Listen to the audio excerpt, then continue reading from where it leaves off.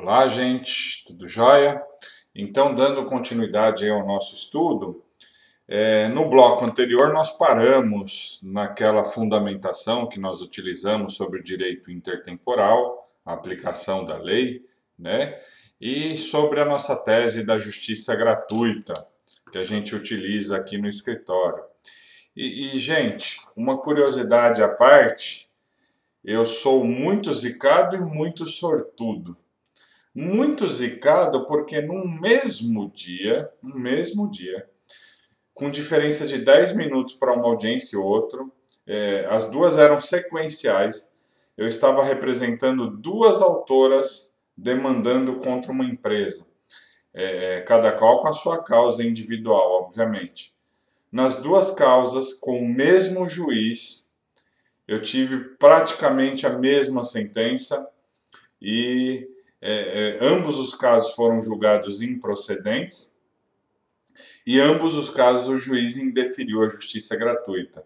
Esse aqui é o fundamento que ele utilizou, né? Olha só, a reclamante juntou com a petição inicial o documento que declara não ter condições de arcar com as custas, é a declaração de hipossuficiência. Conforme novo regramento seletista instituído pela reforma, né, em seu artigo 790, parágrafos 3º e 4º, aí ele colocou, é facultado, isso é verdade, aos juízes conceder o benefício da justiça gratuita àqueles que perceberem salário igual ou inferior a 40% do limite máximo do regime geral da Previdência Social. Mas, gente, olha só, aqueles que perceberem.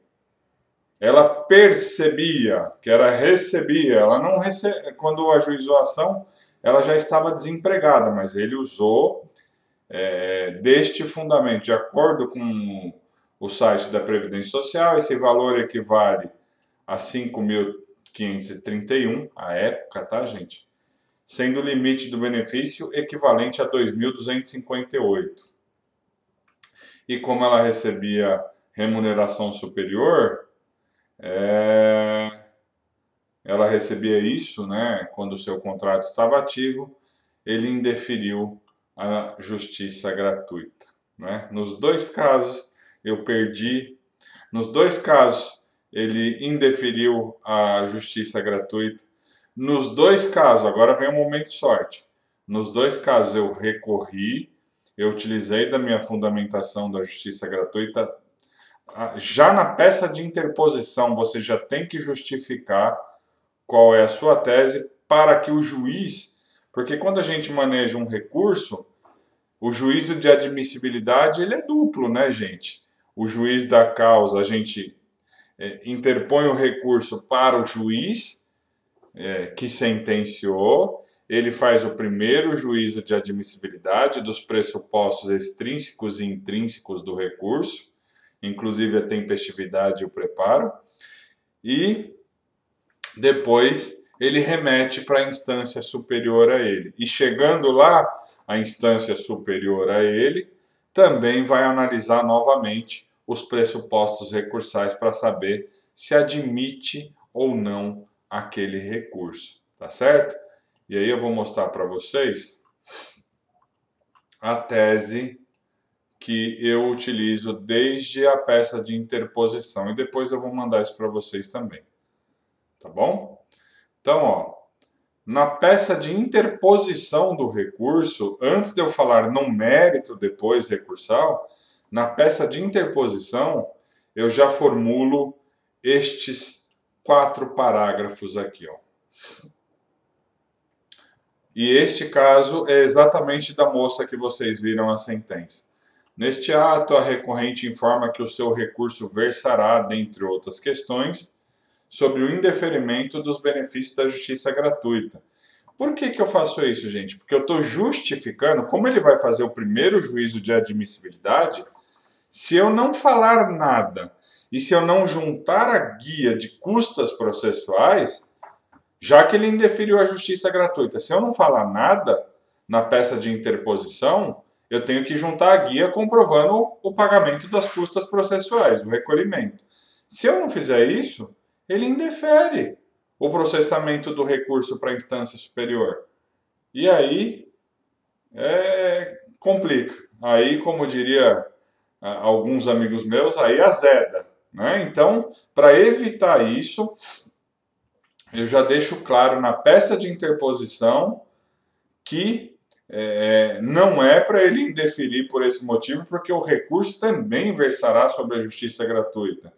Então, ó, eu uso aqui toda a fundamentação legal que permite eu fazer isso na via recursal. Portanto, com fulcro no artigo 99 caput, parágrafos 3º e 4º do CPC, assim como a orientação jurisprudencial 269, 1 da subseção de dissídios individuais 1 do TST, aí eu informo a razão pela qual deixo de juntar a guia comprobatória do recolhimento das custas e requer ao juízo que o presente recurso seja acolhido e remetido ao egrégio Tribunal Regional do Trabalho da segunda região. E, não obstante essa fundamentação, o parágrafo 7º do artigo 99 e o 101, parágrafo 1º do CPC, dispensam o recorrente de comprovar o preparo neste momento processual, porque é conferido ao juízo adquém a possibilidade de nova análise dos pressupostos recursais e dos fundamentos que ensejam a reiteração do pedido. Tá certo, gente? Então, aqui é a fundamentação que eu uso já na peça de interposição, já para evitar qualquer alegação do juiz de que não conhece o recurso. E aí eu falei que eu tenho muita sorte, porque nos dois casos que eu perdi, nos dois casos que foram revogados, que foi indeferida a justiça gratuita, usei nos dois casos a mesma tese na peça de interposição. Depois, nas razões recursais, em sede de mérito, eu já trouxe toda a minha fundamentação sobre a justiça gratuita. Os dois casos, eu consegui reformar a sentença no objeto principal e também na justiça gratuita. Ufa!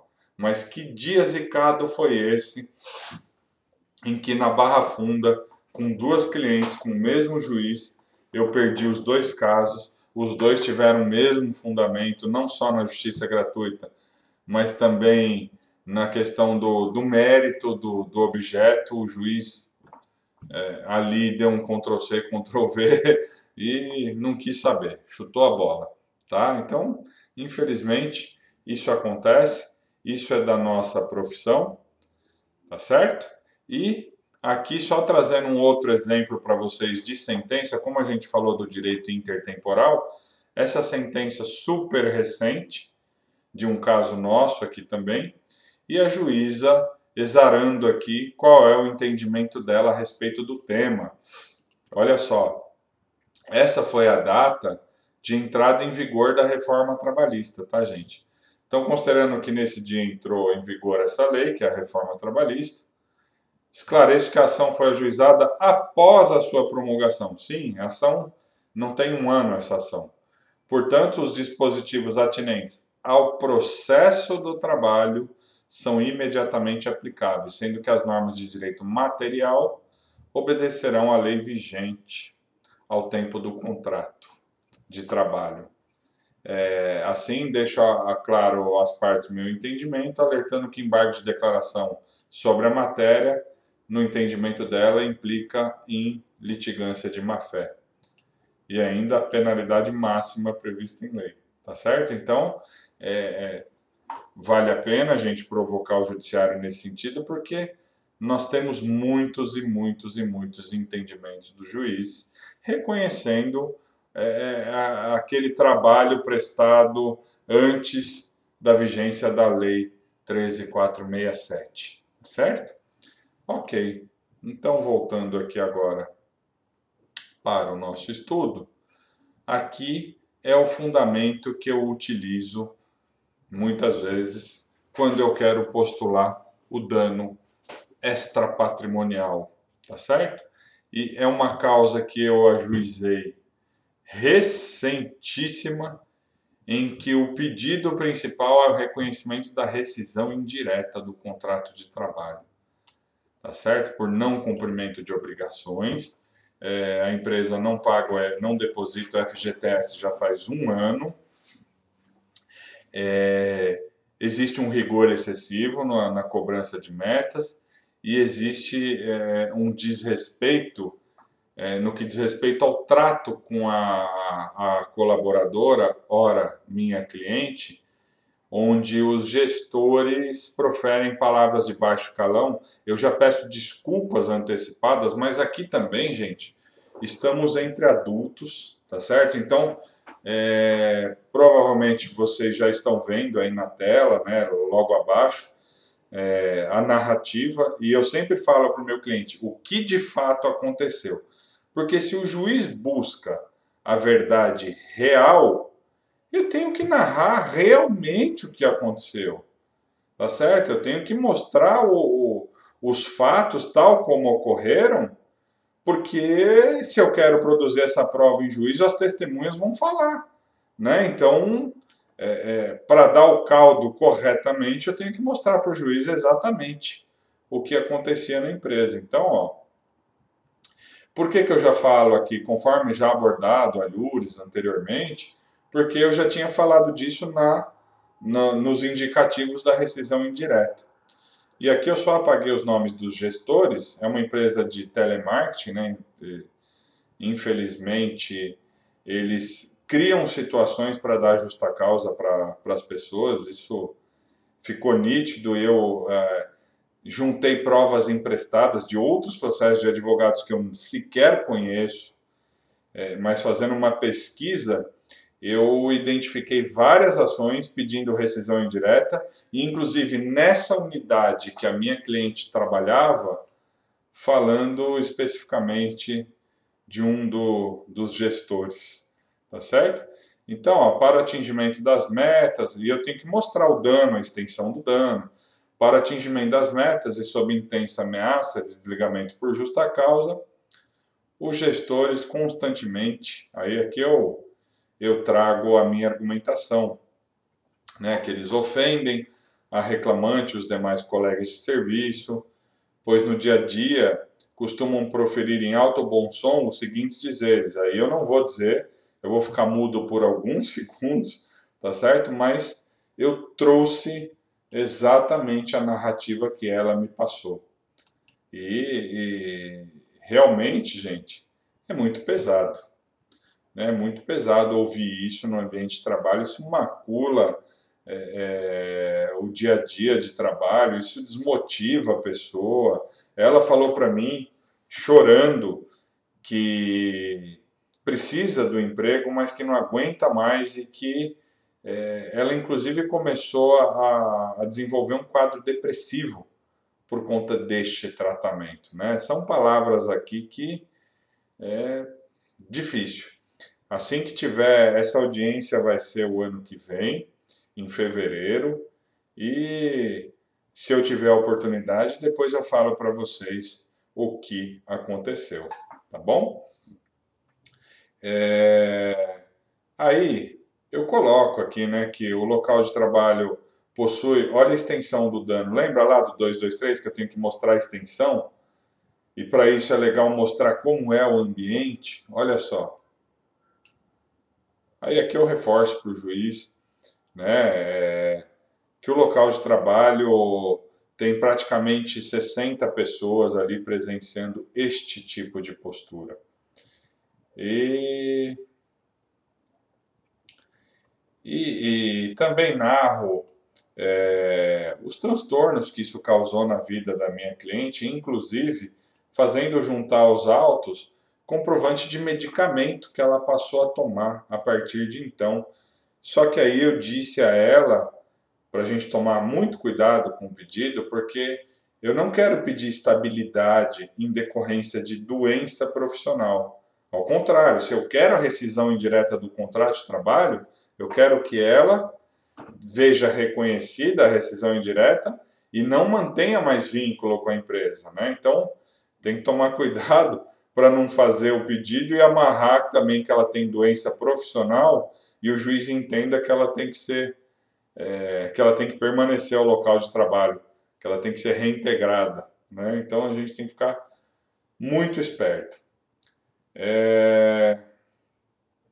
Fora isso, gente, fora isso, eu também trago aqui, pela narrativa, que a reclamada, ela, quando quer desligar as pessoas por justa causa, ela costuma cavar indícios de desídia, né? Então, essa minha cliente, ela teve um afastamento por Covid, não aceitaram o atestado, a suspenderam.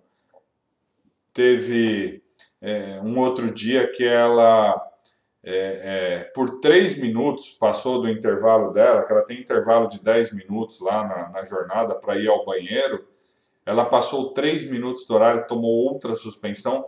Então, quando ela me procurou, eu disse a ela que eles estavam tentando constituir prova para justa causa. E que se ela queria se afastar, que ela podia se afastar, porque eu já notificaria a empresa e entraria com a ação dela imediatamente. Essa ação a gente fez em praticamente 2 dias. Um dia eu notifiquei a empresa, no outro dia, em posse de todas as informações, a gente já deu entrada na ação para evitar qualquer alegação de desídia, de abandono de emprego, porque é isso que vem do outro lado, né, nesse tipo de situação. E aí, gente, aqui eu venho fundamentando onde está esculpido o dano extrapatrimonial. E aqui, ó, primeiro fundamento legal que eu trago está lá na CLT, não é isso? Mas aí eu também mostro que, embora a CLT diga que tem que mostrar ali, eu também aponto para o juiz que essa postura da reclamada ofende a própria Constituição Federal. Né? Tá aqui, ó. Artigo 5º, inciso 5 e 10, também o Código Civil, tá certo? Também o Código Civil, aquilo que abunda não prejudica, não é verdade? Então, se tem mais de um fundamento, por que não usar? E aí, claro que eu trago entendimentos jurisprudenciais a respeito, tá certo, gente? E aí eu venho finalizando aqui o meu pedido, né? Como eu quero essa indenização. E aí, gente, eu coloco aqui para o juiz que eu entendo que é de natureza grave, tá? Que eu entendo que é de natureza grave, mas pautado nas decisões que a gente vê no judiciário, a gente traz algo equalizado dentro do que dispõe a CLT. Mas aí eu dou o valor, né? Porque o artigo 840, parágrafo 1º da CLT hoje diz que tem que ter valor os pedidos. Então aqui eu trago o valor calculado sobre o último salário dela, fundamentando onde eu quero na CLT, e se assim não entender o juiz, que seja arbitrado o valor que ele reputar conveniente. Ou seja, eu dei a opção para o juiz fugir daquilo que eu quero se ele entender que aquilo não é o correto. Eu trouxe o caminho para o juiz. Então eu não me limitei a pedir isso daqui. Eu trouxe a outra opção, tá certo? Aí, obviamente, que se o juiz entender que a minha cliente não tem direito ao valor pleiteado, ele que fundamente, então, qual é o entendimento dele, tá bom? Aqui, vocês estão vendo, é uma outra fundamentação que eu uso em processo, mas aqui numa área que eu advogo bastante, que é dos bancários. E lá nós tivemos uma alteração na convenção coletiva, e a convenção coletiva dos bancários, a partir de 2018, gente, ela disse o seguinte, que bancário que ganha gratificação de função, que sempre ganhou gratificação de função, já tem remuneradas as horas extras além da sexta. E que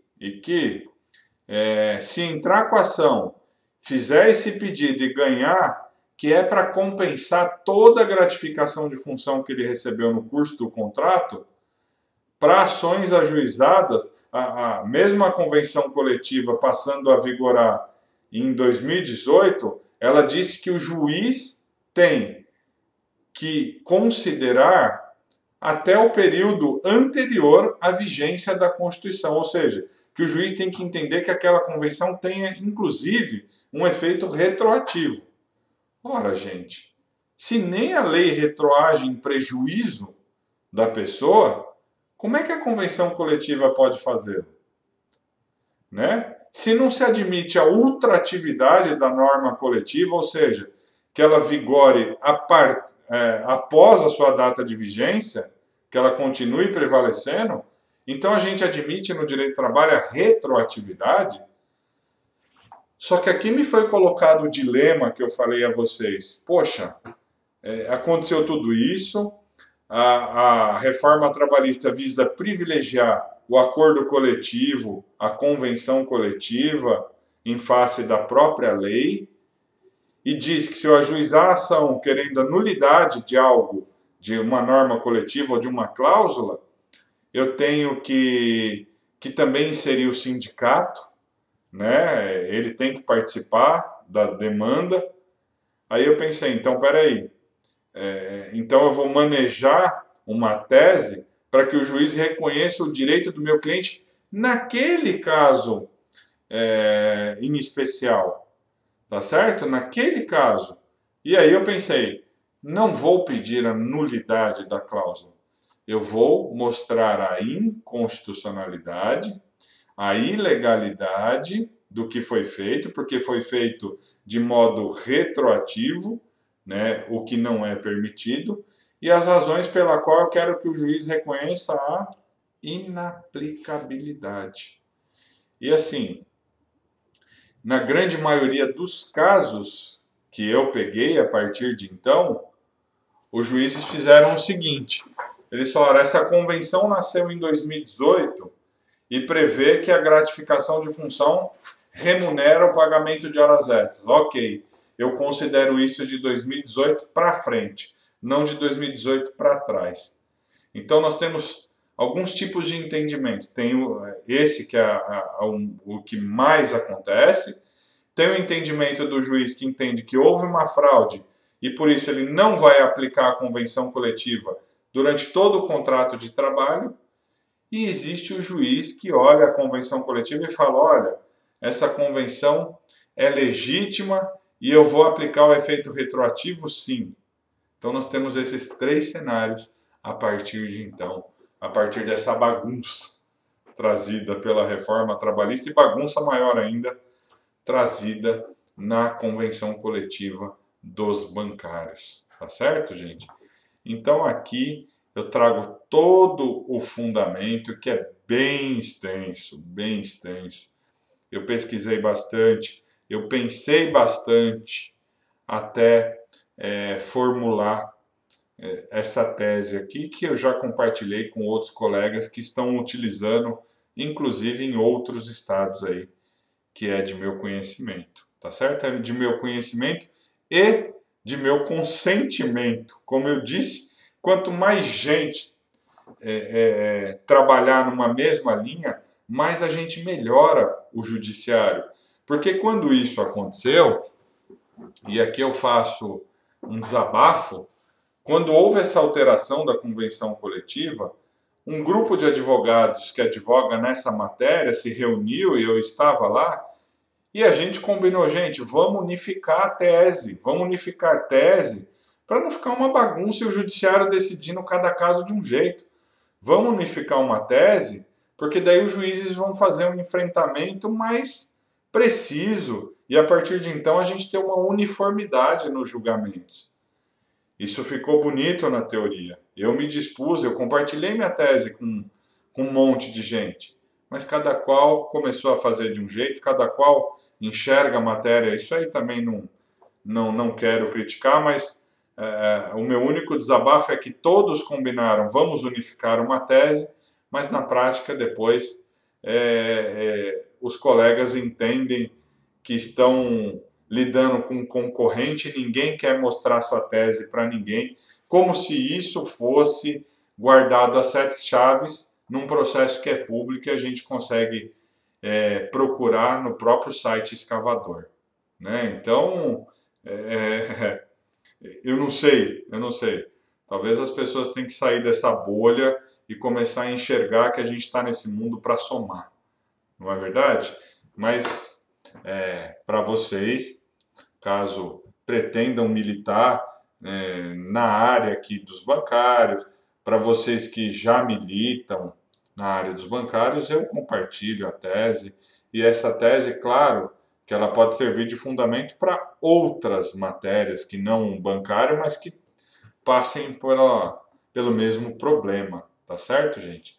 E aqui eu venho trazendo toda a fundamentação, obviamente que eu não vou ler toda a fundamentação, do porquê eu entendo que a matéria deve ser inaplicada naquele caso, deve ser tida como inconstitucional, ilegal e não deve ser aplicada. E uma vez assim fazendo, eu estou falando para o juiz que eu não quero a declaração de nulidade da cláusula, porque isso teria um efeito erga omnes. Eu quero que ele conheça o direito daquele meu cliente e julgue aquele. Foi um jeito de eu pensar uma forma, de estudar uma forma, de não ter a burocracia de ter que colocar o sindicato como litisconsorte necessário e o sindicato muitas vezes poder atrapalhar a finalidade que eu quero, que é o reconhecimento do direito do meu cliente. Tá certo? Então aqui eu fundamento, inclusive, que ó, a norma coletiva, eu falo que a própria o próprio STF não reconhece a ultratividade de uma norma coletiva, que ela vigorar após a sua data de expiração, mas aqui na Convenção dos Bancários se admitiu o contrário, se admitiu a retroatividade. Esquisito, né? E aí eu falo também que isso extrapola os limites do negociado sobre o legislado, né? Que o negociado prevalecer sobre o legislado não pode ser de forma banal, não pode ser sem critério também, né? E aí, aqui ao final, eu faço os pedidos que entendo necessário, que é o reconhecimento da inconstitucionalidade e que ela seja inaplicável, né? E faço meus pedidos sucessivos, como sempre. Eu dou todas as opções para o juiz, tá certo? Todas as que eu entender possíveis, eu dou, porque se precisar manejar um recurso, eu tenho ferramenta para discutir, tá certo, gente? E aqui eu tenho a minha tese do adicional de insalubridade daquela cliente que eu disse que infelizmente perdeu o processo, mas que de forma incrível, tão logo mudou de empregador, cessou a insalubridade. A atividade continua a mesma, ela continuou transitando e olha como foi fundamentado. Eu fiz uma linha do tempo de todas as áreas que ela passava no hospital para levar medicamento que era solicitado por enfermeiros, por médicos, né? Olha só, trouxe tudo isso, trouxe a fundamentação da ANR, onde está o risco para a atividade dela, trouxe a fundamentação da CLT, trouxe a fundamentação principiológica, mas nem sempre a gente tem a pretensão do nosso cliente reconhecido. Mas isso não pode ser um fator de desmotivação, né? A gente não pode se deixar abater, porque a nossa profissão ela é desafiadora mesmo, e não é sempre que a gente vai ganhar, mas é sempre que a gente tem que dar o nosso melhor.